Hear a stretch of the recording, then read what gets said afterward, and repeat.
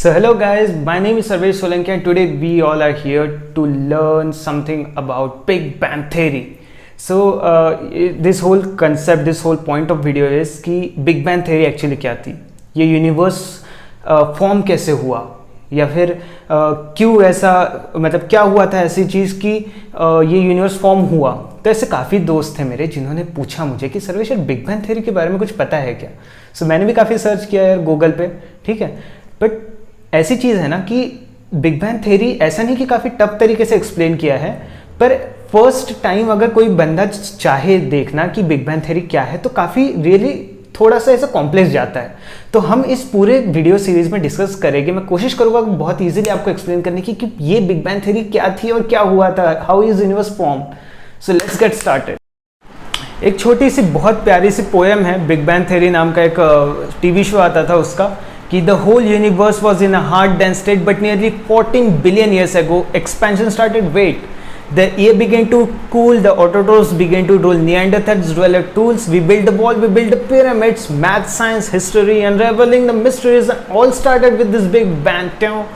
So this is from कि ऐसा है कि ये ऑलमोस्ट सारी चीज़ें समअप कर देता है कि बिग बैंग थ्योरी एक्चुअली क्या थी। सीरीज अच्छी है, कॉमेडी है, अमेरिकन है, देखना। सो लेट्स स्टार्ट कि बिग बैंग थ्योरी क्या है। सो गाइस कुछ ऐसा है कि 14 बिलियन ईयर्स पहले जस्ट कंसीडर कि हमारे स्पेस था, ठीक है, ब्लैंक स्पेस था, कुछ भी नहीं था वहां पे, ठीक है, पूरा अंधेरा। उस स्पेस में एक छोटा सा बॉल था, इतना छोटा बॉल था कि पिन की जो टिप होती है ना, जो पिन होता है, पिन की जो टिप होती है उससे भी छोटा बॉल, ठीक है, बहुत छोटा सा बॉल था, पर ये बहुत ज़्यादा गर्म था, ठीक है, बहुत हीटेड बॉल था। Now just you know what कि ये जो छोटा सा बॉल था ना, ये था छोटा पर इसकी डेंसिटी बहुत ज़्यादा थी और इसमें बहुत ज़्यादा एनर्जी थी। अगर मैं आपको मोस्ट अच्छे से एक्सप्लेन करने की कोशिश करूं तो जस्ट थिंक कि इस छोटे से बॉल में आपका यूनिवर्स था, तो सोचो इसमें कितनी एनर्जी या कितनी डेंसिटी हो सकती है, राइट। सो हुआ क्या था कि इसमें बहुत बड़ा एक्सप्लोजन हुआ, बहुत ज़्यादा ही बड़ा एक्सप्लोजन हुआ और ये बॉल फूट गया, ठीक है। अब जैसे ही ये बॉल फूटा तो हमारी यूनिवर्स फॉर्म हुआ, मतलब बहुत पार्टिकल फॉर्म हुए, सारी एनर्जी रिलीज हुई, सब कुछ हट गया, ठीक है।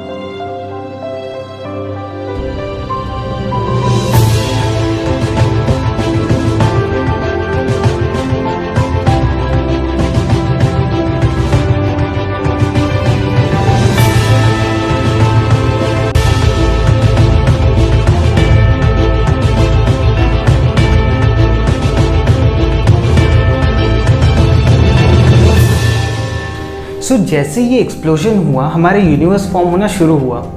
सो हमारा जो टाइम है, जो मैटर है, ये सारी चीज़ें तभी फॉर्म होना शुरू हुई। ऐसा कहा जाता है कि कुछ 1 सेकंड के अंदर अंदर ही हमारे यूनिवर्स में एक छोटा सा एटम एक पूरे गैलेक्सी में फॉर्म हुआ है।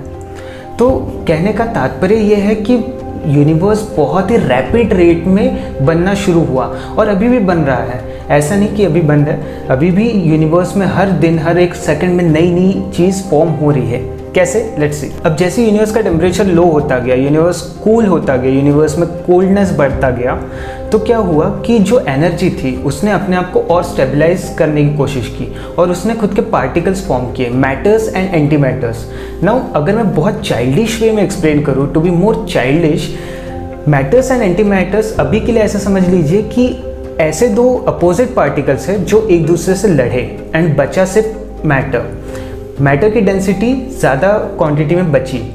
नाउ ये सब जो हो रहा था ये कुछ 1 सेकंड के अंदर अंदर में हुआ और अभी तक नियरली 100 बिलियन किलोमीटर्स का यूनिवर्स फॉर्म हो चुका था। अब तक यूनिवर्स का टेम्परेचर इतना लो तो हो चुका था कि यूनिवर्स ने खुद के और स्टेबल पार्टिकल्स बनाने शुरू किए, जैसे कि प्रोटॉन्स एंड न्यूट्रॉन्स। सो कुछ अगले कुछ मिनट के अंदर अंदर ही, कुछ 3 मिनट के अंदर अंदर ही यूनिवर्स का टेम्परेचर 1 बिलियन डिग्री सेल्सियस नीचे चला जा चुका था, नियरली 1 बिलियन डिग्री सेल्सियस नीचे जा चुका था, यानी कि यूनिवर्स काफ़ी कोल्ड था। And this was the time when the situations thought that protons and neutrons form their first atom, that is hydrogen. तो उनका पहला एटम हाइड्रोजन तभी फॉर्म हुआ, right. So this is the reason why hydrogen is important. हमारे upcoming videos में आप देखेंगे कि एक सीरीज आएगी कि जिसमें हम बताएंगे कि वाई हाइड्रोजन इज नीडेड। सो उसके लिए बिल्कुल रेडी रहना। सो ऐसे कुछ मिलियन ईयर्स तक ये जो हाइड्रोजन एटम्स थे ये स्पेस में यहाँ वहाँ घूमते रहे और कुछ समय बाद जैसे ही प्रेशर, ग्रेविटी का प्रेशर बहुत ज़्यादा बढ़ा, इन लोगों ने स्टार्स और गैलेक्सीज बनानी शुरू कर दी। नाउ ये जो स्टार्स एंड गैलेक्सीज थी, मतलब अभी तक जो कुछ भी हुआ ये सब कुछ अंधेरे में हुआ, मतलब अभी तक लाइट का सोर्स नहीं था, मतलब लाइट विजिबल नहीं थी। सो जो रेडिएशंस डेवलप हुई थी इन सब के दौरान, उसने स्टेबल हाइड्रोजन गैस के साथ मिलकर प्लाज्मा इफेक्ट डेवलप किया। नाउ ये जो प्लाज्मा है, it allowed the light to pass through it. Now this is because the light have point and this is what big bang theory was completely. यही थी big bang theory. एक छोटी सी चीज़ इसमें रह गई है कि एक चीज़ साइंटिस्ट हमेशा कहते हैं कि आने वाले सालों में एक बिग क्रंच नाम की चीज़ हो सकती है। बिग क्रंच एक ऐसी चीज़ है जिसमें कहा जाता है कि जैसे मैंने कहा कि यूनिवर्स बढ़ रहा है, अभी भी बढ़ रहा है, तो एक समय आएगा जहाँ पे आके यूनिवर्स बढ़ना रुक जाएगा एंड उस समय पे सारी चीज़ें कोलैप्स हो जाएगी एंड कोलैप्स होने के बाद वापस से शायद एक बिग बैंग एक्सप्लोजन हो। सो वापस से सब चीज़ें जीरो से स्टार्ट होगी। Maybe it is possible and this concept is known as big crunch. So हमने बिग बैंग थ्योरी पढ़ा, हमने बिग क्रंच पढ़ा and this is how our whole universe was form. So guys, ये था हमारा complete video. सो अगर ये video आपको सच्ची में बहुत अच्छे से समझा है तो लेट्स टेस्ट। मैं एक छोटा सा क्वेश्चन देता हूँ, आपको कमेंट सेक्शन में जाके सिर्फ आंसर करना है। बताइए कि हमारी गैलेक्सी का नाम क्या है और हमारे यूनिवर्स कितने बिलियन ईयर्स पहले बना था। सो मुझे जल्दी से कमेंट करके बताइए, हम देखते हैं कि किसका आंसर सबसे ज़्यादा सटीक होगा।